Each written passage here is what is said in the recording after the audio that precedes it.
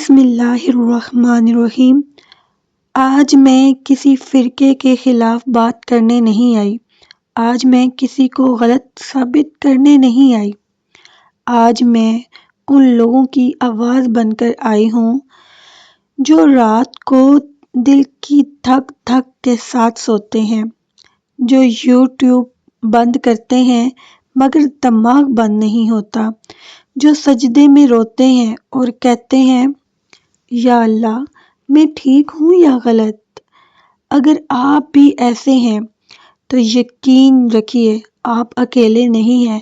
آج یہ آپ کی بہن آپ کے ساتھ ہے۔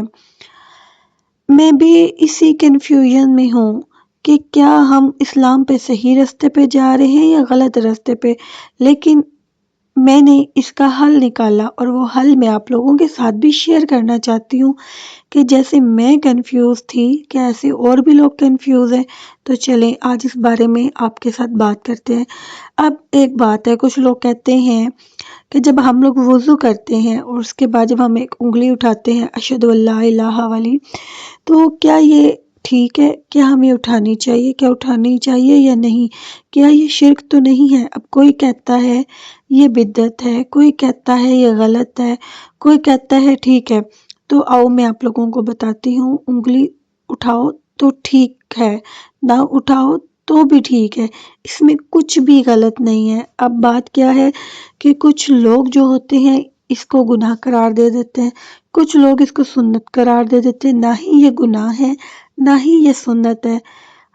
ہم صرف اللہ سے ڈرنے والے لوگ ہیں، ٹھیک ہے؟ نہ ہم مفتی ہیں نہ ہم کوئی عالم ہیں۔ اب ہم کیا کرتے ہیں، بیچ میں ٹوٹ جاتے ہیں۔ سچ بتاؤں، اسلام نے مجھے کبھی پینک اٹیک نہیں دیے جتنی یہ آج کل کے مولویوں نے دے دی ہیں، لوگوں کی اسلام نے دے دی ہیں جو لوگوں نے اسلام بنایا ہوا ہے۔ اللہ تم پر، اب میں آپ کو ایک اور بات بتاتی ہوں، اللہ قرآن میں فرماتا ہے اللہ تم پر دین میں تنگی نہیں چاہتا۔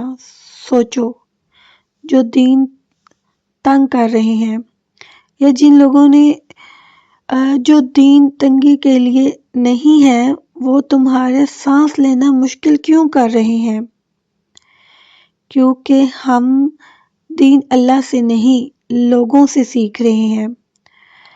اب فرض کریں نہ تو یہ گناہ ہے نہ وہ سنت ہوتی ہے، لیکن انسان نے اس کو سنت بھی بنا دیا ہے اور اگر نہیں مانو گے تو گناہ بھی بنا دیا۔ اور جو نفلی عبادت ہے فل چوائس ہے، اگر آپ لوگ کرو تو ثواب ہے، نہ کرو تو گناہ نہیں۔ لیکن لوگوں نے نفلی عبادت کو بھی، کچھ لوگوں نے گناہ کا قرار دے دیا کہ یہاں کہاں ثابت ہے، یہ کہاں ثابت ہے۔ اب آپ لوگوں کو میں بتاتی ہوں کہ جیسے لوگ کہتے ہیں کہ شب برات کا روزہ کہاں ثابت ہے۔ اب ابن ماجہ میں بھی اس کی حدیث موجود ہے، تو اور 1388 ابن ماجہ میں حضرت علی سے نبی پاک صلی اللہ علیہ وآلہ وسلم فرماتے ہیں کہ اس دن روزہ رکھا کرو، تم لوگوں کے گناہ معاف ہوں گے۔ اللہ تعالیٰ فرماتا ہے کوئی ہے بخشش مانگنے والا، کوئی ہے رزق مانگنے والا، کوئی ہے جو مجھ سے صحت مانگے۔ تو اب یہ نفلی عبادت ہے، کرو تو ثواب ہے، نہ کرو تو گناہ نہیں۔ لیکن اب کچھ علماء نے، کچھ مولویوں نے اس چیز کو بھی فرض گناہ قرار دیا۔ ہر چیز پہ ان کو چاہیے ثابت۔ اب نفلی عبادت آپ کر رہے ہو تو ثواب ہے، نہیں کر رہے تو گناہ نہیں ہے۔ لیکن ہمارے ہاں اس چیز کے اوپر بھی بہت زیادہ زور دیا گیا، کہاں ثابت ہے اس رات کو عبادت کرنا، کہاں ثابت ہے؟ یہ نفلی عبادت ہے، فرض عبادت پہ آپ لوگ بحث کرو نا، نفلی عبادت پہ کیوں بحث کر رہے ہو؟ اور اگر یہ نہیں کیا تو تم غلط ہو، استغفر اللہ۔ مطلب کیا ہے، ہم لوگ کریں تو غلط، نہ کریں تو غلط؟ بھئی میں تو یہ کہتی ہوں جو آپ کا دل ہے وہ کرو، ٹھیک ہے؟ اللہ نے ایسا دین نہیں بھیجا جیسا لوگوں نے بنا دیا ہے، ٹھیک ہے؟ اس طرح کوئی بھی جو ہے نا بات نہیں ہے۔ اب اسلام میں لفظ سے زیادہ آپ کی نیت دیکھی جاتی ہے۔ اگر کوئی یہ سمجھ کے کہہ رہا ہے کہ یا اللہ حضرت علی کے واسطے سے میری مدد فرما، اب ہم مدد کس سے مانگ رہے ہیں؟ یہاں اللہ سے مدد مانگ رہے ہیں کہ ان کا واسطہ دے رہے ہیں. یہ بہت سے علماء اسے جائز بھی قرار دیتے ہیں. کیوں؟ کیونکہ ہم مدد اللہ سے مانگ رہے ہیں اور وہ اللہ کے بندے ہیں، صحابی رسول ہیں. ان کا اللہ تعالیٰ نے بہت مقام دیا ہے. اگر ہم ان کا وسیلہ دے رہے ہیں تو کوئی گناہ نہیں ہے، کوئی گناہ نہیں ہے. خدا را اس بات کو سمجھ لیجئے.